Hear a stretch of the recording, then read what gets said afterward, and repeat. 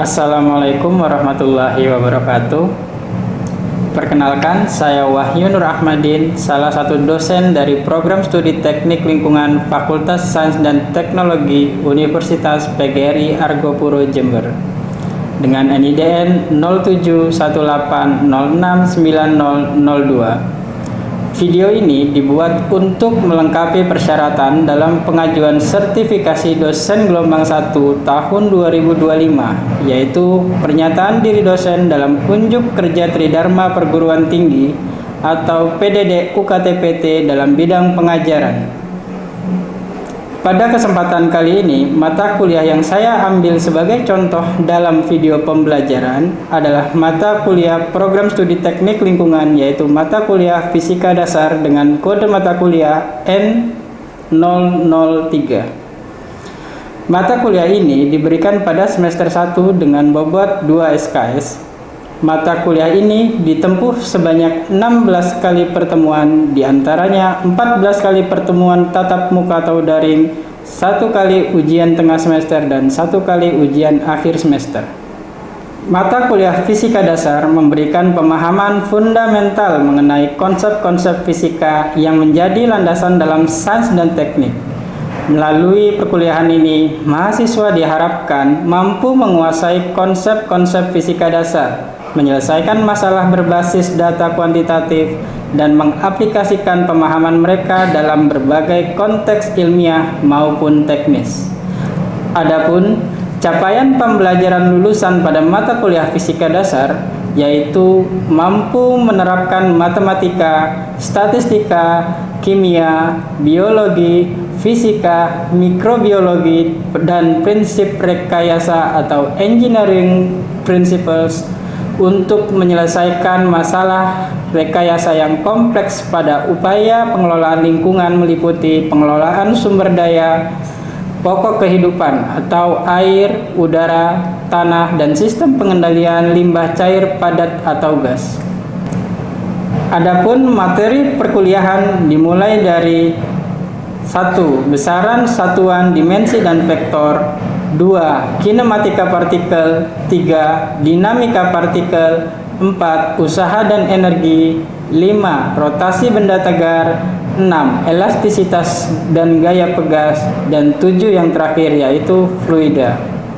Buat penilaian pada mata kuliah Fisika Dasar, tugas sebesar 35%, di mana 5% tiap masing-masing tugas dengan total tugas ada 7.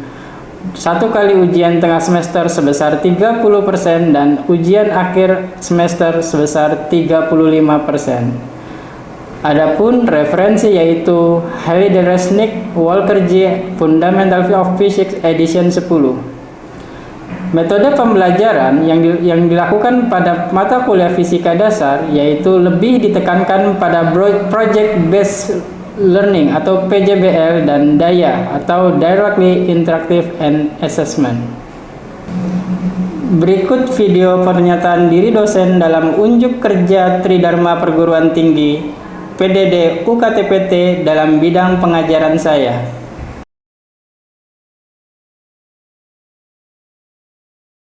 Assalamualaikum warahmatullahi wabarakatuh.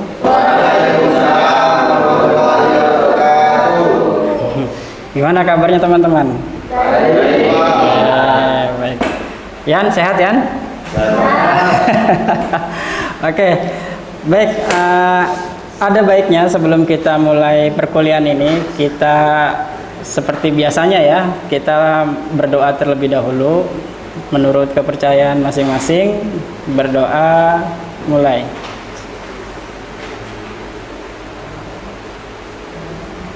Selesai. Baik, pertemuan ini kita akan bahas masalah materi tentang rotasi benda tegar ya, kelihatan ya. Oke, kita akan bahas mengenai rotasi benda tegar. Tapi kita sebelum jauh masuk ke dalam rotasi benda tegar, kemarin ini kayaknya bab usaha dan energi saya memberikan tugas sepertinya ya. Oke, bisa dikumpulkan sekarang ya.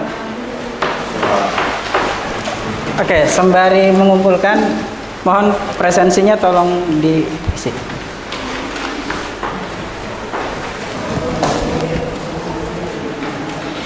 Oke. Yep. Oke. Berarti ada sekitar 80% lah kalian. Ada mahasiswa, ada tiga mahasiswa yang masih menjawab salah. Oke. Baik, bentar ya. Saya coba kita lihat tugasnya kemarin soalnya. Nah, ini. Jadi ada yang salah dari pengerjaan kalian, yaitu pertama adalah satuannya, di mana saya memberikan soal ini satuannya adalah ton. Jadi kalian harus mengubah dulu ke dalam satuan internasional, yaitu kilogram dulu ya. Dan ini juga sama nih, tingginya juga 400 cm. Cm ini berarti harus pindah ke meter. Nah, kalau misalnya 2,5 ton, itu berarti kan seharusnya 2,5 kali 1000, karena 1 ton itu adalah 1000 kg, berarti 2500 ya. Kemudian ini tingginya juga sama, kalian harus samakan dengan yang atasnya, karena kan atasnya meter, atasnya itu kilogram, maka di bawahnya hanya tingginya cm diubah ke dalam meter. Jadi kalau 400 cm, 400 dikali 10⁻², berarti 4 meter. Sehingga kita bisa tahu kalau daya mesin, ya sebenarnya kalau dari pengerjaannya sudah betul, dari tata pengerjaannya betul. Hanya saja karena kesalahan satuan, kalian salah menentukan hasilnya, pertama itu. Sehingga akan sangat bahaya nanti kalau misalnya suatu industri butuh 500 watt, tapi ternyata di dalam pengerjaan kalian, hitung-hitungan kalian tuh lebih dari 500 watt, kan lebih bahaya. Jadi rumus usaha kemarin P FW per T gitu ya. Jadi dari segi pengerjaan kalian sudah betul ya. Jadi mohon untuk yang 3 mahasiswa ini ya, saya nggak perlu sebut namanya, jadi untuk introspeksi diri lagi ya. Siapa? Oke.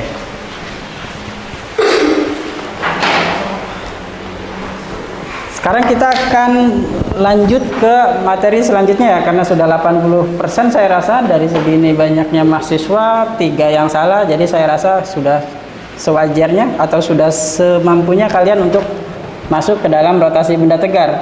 Kenapa masuk ke rotasi benda tegar? Karena kalau mau ke tahap rotasi benda tegar, kita harus memang melewati yang namanya proses, kemarin kita udah bahas kinematika partikel, di mana suatu benda ini geraknya translasi lurus. Dan kedua, ada yang namanya dinamika partikel, hukum Newton 1 kita bahas kemarin. Sekarang kita akan bahas perpaduan antara kinematika partikel dan dinamika partikel, yaitu rotasi benda tegar. Nantinya kalian akan menemukan lebih kompleks lagi pertanyaannya. Jadi yang sebelumnya soalnya kalian itu adalah bidang miring seperti ini, maka nanti ada kemungkinan kalian bidangnya bukan kotak lagi, tapi bola, kelereng, banyak, atau nanti lebih cenderung ke katrol. Makanya dalam fisika dasar itu penggunaan rotasi benda tegar itu sangat-sangat dimanfaatkan perhitungannya. Contoh kalau misalnya kita mau naik lift, nah mereka kan harus menggunakan katrol. Nggak mungkin toh katrolnya itu nggak bermasa, pasti ada masanya. Nah nanti kita akan bahas di rotasi benda tegar. Bentar, saya ngapus dulu. Sekarang kita akan coba lebih luas lagi ya. Kemarin kita sudah membahas gerak melingkar. Sekarang kita akan sebagai pengantar aja. Coba teman-teman bayangkan ya, ini adalah compact disc atau CD. Tahu kan CD? Karena zaman sekarang tahu nggak CD ya? Nah. Atau ini saya sudah tuliskan. Sebuah CD berputar terhadap suatu sumbu tetap yang melalui titik O. Maksud dari sumbu tetapnya itu adalah P. Kalian menganggap di sini ada garis seperti inilah kasarannya gitu. Sedangkan titik pusatnya adalah O yang tegak lurus bidang gambar. Maksud dari yang tegak lurus bidang gambar itu misalnya kalau ngeliat CD dari samping kan seperti susah ya. Kita harus ngelihatnya dari atas. Makanya tampilannya seperti ini, gitu ya. Untuk menentukan posisi sudut dari CD sebuah garis acuan, maka kita harus meletakkan sumbunya tadi, P ini. Kalau misalnya saya ngasih seekor semut atau partikel di dalamnya, titik lah. Lalu saya mau lihat bagaimana perpindahannya dia atau bagaimana pergerakannya dia di media yang berputar. Otomatis kalau misalnya CD-nya ini saya dorong ke atas, gitu kan berarti kan dia bergerak ke atas. Nah, seperti itu. Sehingga kita bisa mengukur percepatannya gitu. Percepatannya atau sudutnya theta sama dengan S per R, di mana S ini adalah perpindahannya. Kemarin kita sudah bahas di kinematika. Kemudian R ini adalah jarak dari titik pusatnya. Selama ini kita kan geraknya kan tahu soal itu, pokoknya dari sini dari A bergerak ke B. Sekarang kita kan nggak tahu kalau misalnya dari A-nya diam tapi di medianya berputar terus. Jadi paham nggak maksudnya?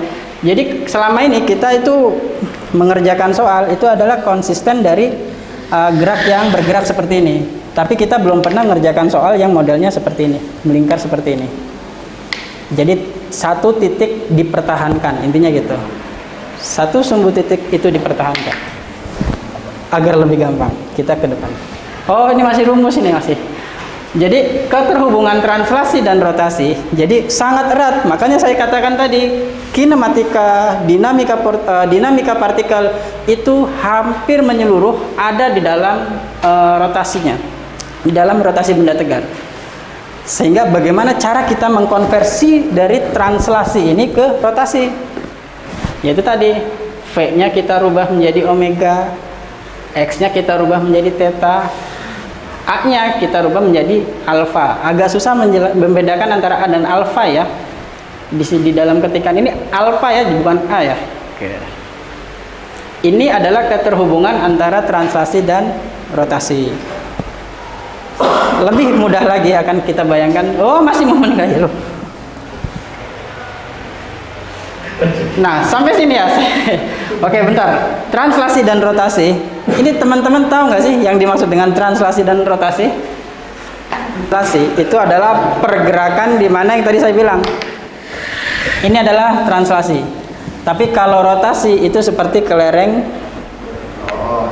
yang menggelinding. Makanya di dalam kasus ini kenapa ada rumus ini ya? Di dalam kasus ini bedakan antara yang namanya kelereng meluncur dengan kelereng menggelinding. Sampai sini paham ya? Farhan tahu apa yang dimaksud dengan menggelinding? Berputar. Iya, semua tahu berputar. Tahu tapi menggelinding dan meluncur berbeda. Ya, kalau menggelinding itu posisinya dianggap bola itu dia meluncur di oli. Jadi posisinya tetap. Itu namanya meluncur. Kalau menggelinding dia berputar. Tahu kalau misalnya nggak ada gambarnya ya saya. Jadi anggap ini adalah bola yang berputar. Ini posisinya adalah A ya. Ini contoh misal meluncur. Anggap ini adalah licin karena oli. Posisi A ini akan terus berada di atas terus. Seperti ini. Ini namanya meluncur. Jadi misal posisi A ini, wah nggak ada lingkaran. A ini seperti ini ya, misal gini. Maka dia akan posisinya terus begini. Turun ke bawah. Tapi berbeda kalau meluncur. Kalau misalnya meluncur seperti itu ya, kalau menggelinding maka dia akan berputar ke bawah. Itu yang membedakan antara meluncur dan menggelinding. Di dalam soal-soal biasanya pengecohnya adalah itu. Kita akan belum bahas ya. Sekarang kita akan bahas yang namanya momen gaya. Nih enak ini kalau yang ini. Kalian pasti paham banget nih masalah momen gaya karena ini sudah ada di dalam kehidupan sehari-hari ya. Jadi sudah ada di dalam kehidupan sehari-hari. Pada gerak rotasi, sebuah benda hanya dapat berubah geraknya dari diam menjadi berputar jika pada benda itu diterapkan sebuah gaya. Semisal pulpen ini, ya, spidol ini, kalau misalnya saya diamkan, maka dia nggak akan bergerak. Kemarin kita udah bahas yang namanya usaha dan energi. Kalau misalnya saya membawa karung beras, misal saya membawa beras, posisi bawa karung beras, kira-kira berat nggak sayanya? Berat kan? Tapi itu namanya saya bukan dikatakan tidak berusaha, bukan usaha, karena dianggap nol. meskipun saya ngangkat beras. Seperti itu. Sama kayak ini, gerak rotasi. Sebuah benda hanya dapat berubah geraknya dari diam berputar menjadi berputar. Makanya supaya dia bergerak, maka dia harus diberikan gaya eksternal, gaya dari luar. Langsung contoh ya. Nah, misal, anggap ini adalah pintu. Ya, ini adalah pintu. Yang kiri dulu, jangan yang kanan. Gambar pintu ini dilihat dari atas, tampilan dari atas. Ini adalah engselnya. Misal, saya punya berapa eksperimen? 2 eksperimen. Januar. Kalau misalnya saya kasihkan gaya di F2 ini dekat sama engsel, sama gaya di luar sama F1, itu kira-kira lebih gampang mana untuk buka pintu? F1. Seperti itu. Itu yang namanya momen gaya. Pintu. Kemungkinan kalau saya misalnya buka pintunya ini, misal saya buka, tapi saya megangnya dari sini, kira-kira kan berat kan saya? Ya. Otomatis saya harus menggunakan gaya yang lebih besar. Tapi berbeda kalau saya bukanya dari sini. Misal berarti kan gayanya sini. Kalau saya bukanya begini, berarti hanya dengan sentakan seperti ini, dia bisa terbuka.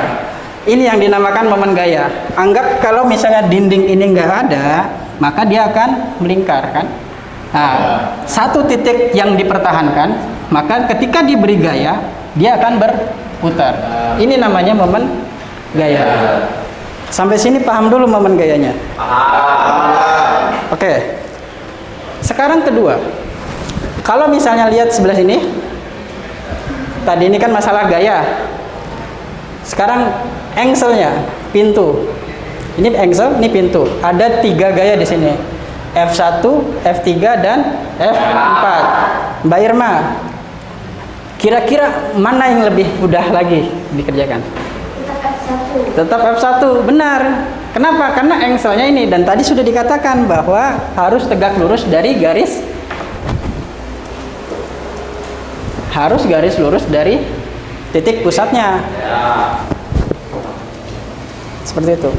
Maka akan lebih sulit kalau misalnya saya membuka pintu dari sebelah sini. Anggapannya seperti itu. Lebih-lebih lagi, lebih sulit lagi kalau kita membuka dari sebelah sini. Seperti itu ya. Nah, kembali lagi. Seperti yang telah dijelaskan di atas, yang tadi maksud saya, bahwa untuk membuat sebuah benda itu mulai berotasi, itu diperlukan sebuah gaya eksternal, gaya luaran. Tapi kita nggak tahu posisinya yang mana. Lebih contoh lagi, kalau misalnya kita megang cangkul, yang dipegang bagian ujungnya atau pangkalnya. Nah, ini misalnya apa nih? Cangkulnya, ininya cangkloknya, bagian ujung atau pangkalnya. Nah, posisi itu yang dimaksud dengan arah dan gayanya. Ya, paham ya sampai sini ya, antara momen gaya, karena ada lengan, ada cangkul, terus apa lagi ya? Iya itu. Sampai sini paham ya? Sehingga kalau misalnya kayak gini, kita bisa mengukur momen gaya. Torsi ini adalah momen gaya ya. Torsi adalah RF sin theta. Sin theta dipergunakan kalau semisal, karena kalau misalnya gayanya yang kita berikan seperti ini. Gayanya dari arah samping, maka dibutuhkan yang namanya sin theta. Seperti itu ya. Karena kalau misalnya sin theta sin sama dengan 0, maka dia akan tetap bernilai 0. Misal F4 nih. F4 ini kan berarti 0 derajat kan berarti, maka sin tetanya 0 sama dengan nilainya nanti nggak ada momen gayanya. Berarti nggak bisa dibuka pintunya. Seperti itu. Lanjut ya. Kita sudah membahas yang namanya momen gaya. Sekarang kita akan bahas yang namanya momen inersia. Kepentingan dari momen inersia itu sangat-sangat riskan. Kalian harus lebih teliti kalau membahas yang namanya inersia. Kita tahu bahwa kalau momen itu adalah kelembaman. Momen itu kelembaman atau kekenduran ya. Ya. Pada gerak translasi, massa dijadikan ukuran kelembaman, yaitu ukuran yang menyatakan tanggapan benda terhadap perubahan pada keadaan geraknya. Jika massanya besar, maka susah sekali berputar. Jadi kalau misalnya pintu itu berat, maka saya bukanya juga berat. Itu yang dinamakan inersia. Kalau misalnya saya hentak gini, maka nanti ada hukum Newton ketiga, kembali lagi ke dinamika partikel. Seperti itu ya. Sehingga kalau misalnya di dalam momen inersia itu I sama dengan mr kuadrat. Kuadrat ya saya nyebutnya ya. Itu kalau misalnya satu partikel. Tapi kalau misalnya nanti banyak partikel, itu maka I di kuadrat dijumlahkan. Nanti kita akan bahas bersama kalau misalnya kita mengerjakan soalnya. Nah, ini momen inersianya. Yang ini kayak cincin, lempengan ya, ini lempengan, ini sama lempengan. Ini pejal, silinder pejal. Ini adalah silinder berongga, oh nggak dipakai, jarang dipakai. Bola. Nah, ini yang sering dipakai di dalam katrol. Kalau nggak ini bola pejal, tahu gotri? Ya, ada yang tahu gotri? Bukan, yang di sepeda itu, yang di asnya yang kecil-kecil. Kenapa dia kecil gitu? Nah, itu seperti itu, bola pejal. Terus ini lempengan persegi yang tipis ini bisa dipakai, biasanya digunakan untuk kampas.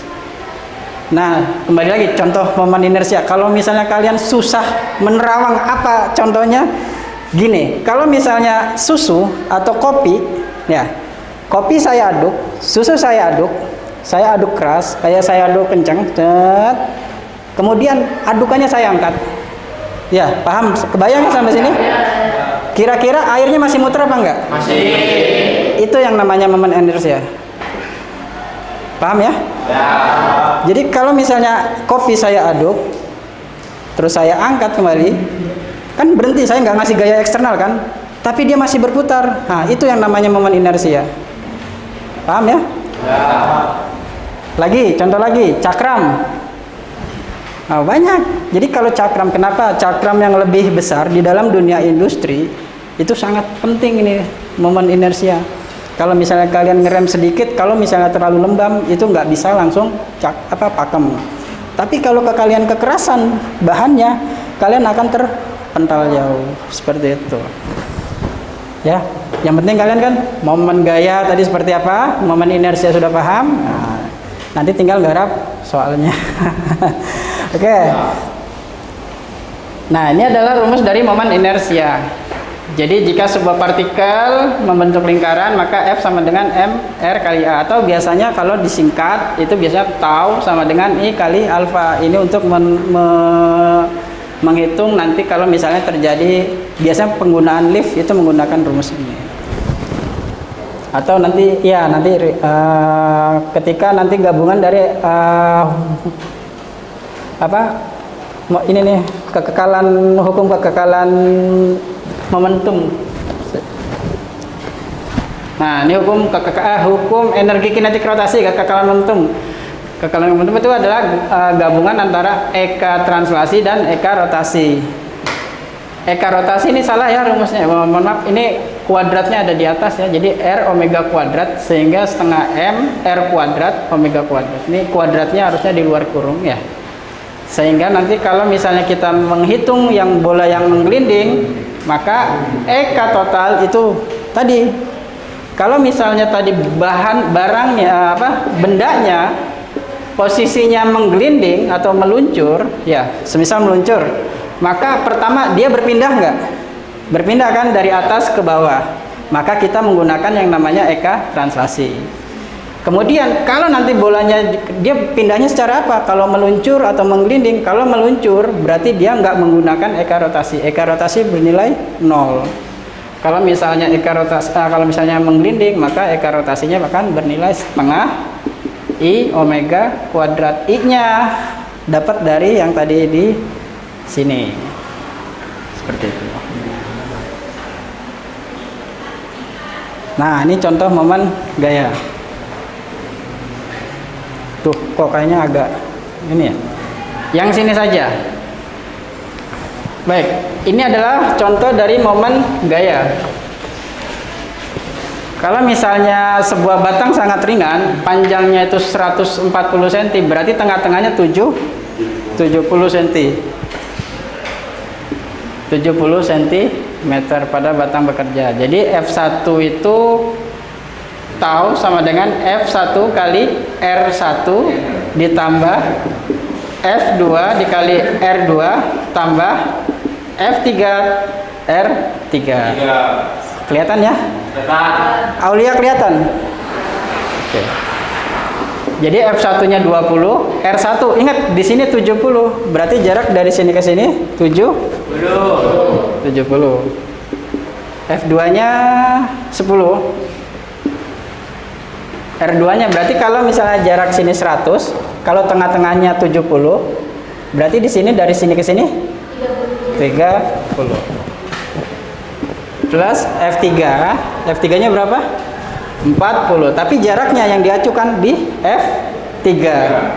Maka enggak, kan di pusat massa. Berarti dari sini ke sini 70. Oke. Sekarang kita akan bahas dari tadi kita masalah gayanya. Sekarang kita akan bahas masalah arahnya. Anggap batangnya ini adalah pulpen, posisinya di tengah ya. Kalau misalnya gaya F1-nya saya kasihkan ke atas, maka dia berputarnya searah jarum jam atau berlawanan? Oh ya, searah ya berarti ya. Kalau misalnya searah itu akan bernilai positif. Kalau berlawanan arah, terbalik. Kalau searah itu bernilai negatif, kalau positif berlawanan arah. Ini tadi F1-nya searah apa searah ya? Ya. Berarti minus 140. F2-nya berarti gimana tuh kalau F2?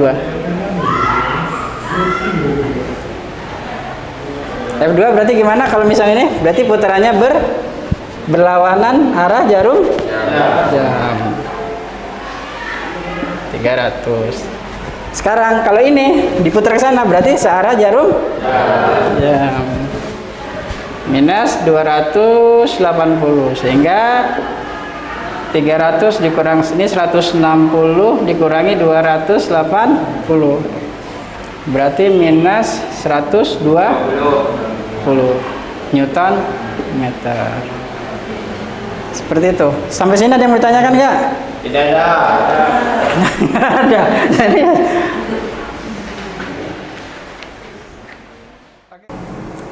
demikian video pernyataan diri dosen dalam unjuk kerja Tridharma Perguruan Tinggi atau PDD UKT-PT dalam bidang pengajaran saya. Semoga bermanfaat untuk kita semua. Terima kasih. Wassalamualaikum warahmatullahi wabarakatuh.